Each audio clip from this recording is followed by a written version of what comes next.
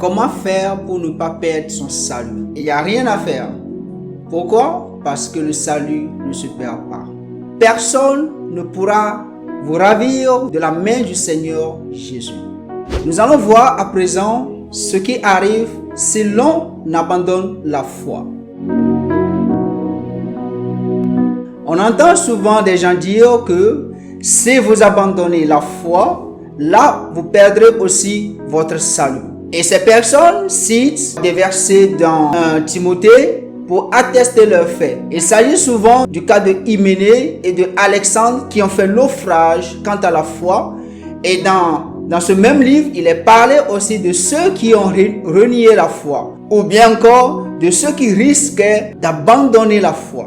Pour comprendre ces versets, il va falloir comprendre d'abord les trois significations du mot foi. Le mot foi peut exprimer la foi personnelle que nous avons en Jésus-Christ. C'est cette foi-là qui est liée au salut des âmes. Cette foi est interne. Et c'est quand nous acceptons par la grâce l'œuvre du Seigneur Jésus-Christ sur la croix. En deuxième position, le mot foi peut aussi exprimer la confiance que nous plaçons dans le Seigneur Jésus-Christ et dans sa parole. Ce côté de la foi est plus extérieur et les hommes peuvent en avoir la connaissance de cela. Cet aspect de la foi, elle est puissante, elle est forte, elle est capable de modifier les comportements et faire aussi agir. Et elle produit aussi des œuvres. C'est de cette foi qu'il s'agit dans Hébreux le chapitre 11, quand nous lisons que les héros du passé ont agi par la foi. En troisième position, la foi peut aussi exprimer le contenu de la foi, ce à quoi l'on croit, c'est-à-dire l'ensemble des vérités bibliques, l'ensemble des doctrines bibliques. Ainsi, nous pouvons lire dans Jude, le verset 3, de combattre pour la foi qui a été enseignée aux saints. Et Paul pouvait aussi avertir les Colossiens disant: si vous demeurez ferme dans la foi qui vous a été enseignée.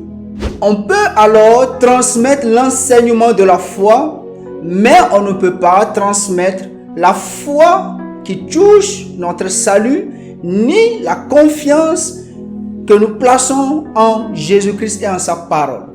Dans ces passages cités dans 1 Timothée, il s'agit de la troisième catégorie de foi, même si l'on peut inclure la deuxième catégorie aussi. Il est question donc d'abandonner le contenu de la foi pour s'attacher à des mauvaises doctrines qui font errer le croyant loin de la bonne voie. Par exemple, des gens qui enseignent que la résurrection a déjà eu lieu. Il s'agit donc d'abandonner la saine doctrine de la foi en s'attachant aux esprits séducteurs qui peuvent nous amener loin de la saine doctrine. Et c'est ainsi qu'en 2 Timothée 2, verset 17, Paul nous parle de ceux qui se sont écartés de la vérité.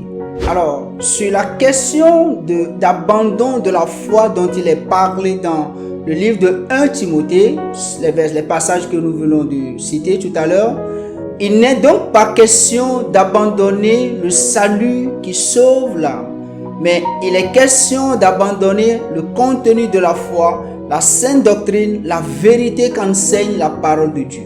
Et donc, comme nous le savons déjà, que le salut ne peut pas être perdu, même si vous abandonniez certains contenus de la sainte doctrine, de la vérité qui est enseignée dans la parole de Dieu, vous demeurerez toujours un enfant de Dieu parce que vous êtes déjà sauvé.